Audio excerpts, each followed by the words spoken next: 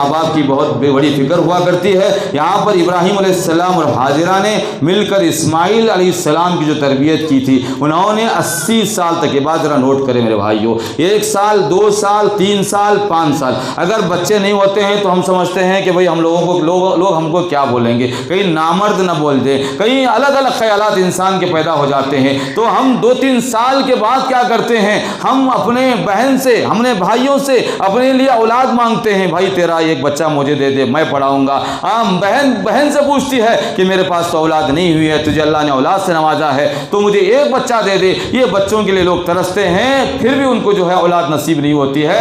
इसीलिए अल्लाह ताला ने जो औलाद अता फरमाई इब्राहीम अलैहिस्सलाम ने, यहाँ देखो इब्राहीम अलैहिस्सलाम ने 1 साल 2 साल नहीं 80 साल तक औलाद नहीं हुई, 80 साल तक औलाद नहीं हुई, लेकिन उन्होंने दुआ मांगी। क्या दुआ मांगी, वही आपको मैं कहना चाहता हूँ। उन्होंने ये नहीं कहा कि अल्लाह औलाद दे दे, उन्होंने ये नहीं कहा अल्लाह मुझे बच्चे नहीं, बच्चे दे दे, ये उन्होंने नहीं कहा। उन्होंने क्या दुआ फरमाई, कहा रब्बी हबली मिनस सालिहीन, अल्लाह मुझे औलाद दे तो नेक और साले औलाद अता फरमा। ये हम जो है औलाद जो है मांगते हैं और वो जो है मोहल्ले के लिए मुसीबत बन जाते हैं, गाँव के लिए मुसीबत बन जाते हैं। लेकिन 80 साल तक भी उन्होंने सिर्फ बच्चे नहीं मांगा, बच्चे मांगा तो क्या मांगा, रब्बी हबली मिनस सालिहीन, अल्लाह मुझे औलाद अता फरमा तो नेक और साले औलाद अता फरमा। तो ये दुआ ऐसी थी, उसका असर कैसा था, जब जो है इतनी मोहब्बत से बच्चों की तरफ जो है मांगने के बाद में, उसके बाद जब फिर अल्लाह की तरफ से हुक्म आया कि ज़बह करने का हुक्म आया और उन्होंने ख्वाब में देखा बच्चों को ज़बह कर रहे हैं, तो इधर माँ का इधर बाप का, यहाँ पर बच्चे की मोहब्बत, जो 80 साल के बाद जो बच्चा पैदा हुआ है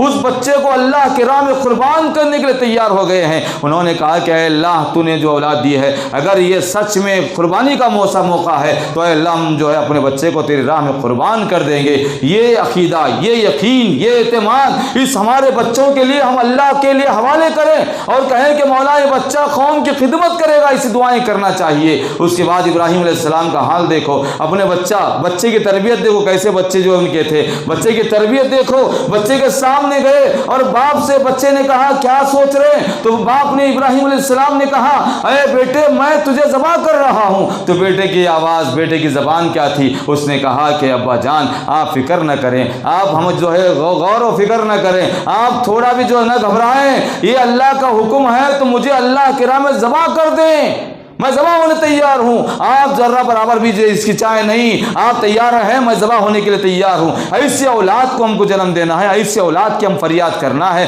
तो एक बात पर बाप की, एक ज़बह होने के लिए तैयार हो गया। फिर गए ज़बह करने के लिए सुलाया तो बेटे ने क्या कहा, अब्बा जान आप बाप हैं, मैं बेटा हूँ, हो सकता है आपको बेटे को देखकर मोहब्बत जाग न जाए, हो सकता है आप जो है चाकू चलाने की जगह फिर हाथ ना निकाल लें। एक काम कीजिए, आप मेरे हाथों को रस्सियों से बांध दीजिए, अपनी आंखों को पट्टियां बांध लीजिए, कहीं ऐसा हो कि आपको मैं ना दिखूं और मैं भागना चाहूं तो न भाग सकूं और मैं बेकर जो है सो जाऊं और आप ज़बह कर दें, ये हालत हो। एक बेटे की फरियाद ऐसे हुआ करती है। तो मैं आप तमाम से गुजारिश करना चाहता हूं कि आप अपने औलाद के लिए माशाअल्लाह एक हाफिज कुरान बनाने के लिए भेजे हैं। हमारा भी फ़र्ज़ बनता है कि बच्चों की निगरानी करें, क्योंकि आप हमारे ज़िम्मे दिए हैं। ये औलाद की जिम्मेदारी हमारे ऊपर भी है, ये औलाद की जिम्मेदारी हमारे असातिज़ा पर भी है, ये औलाद की जिम्मेदारी तब आप पर भी है। आपकी जिम्मेदारी क्या है कि आप निगरानी करते रहें, उनके हक़ में दुआ करते रहें इंशाअल्लाह।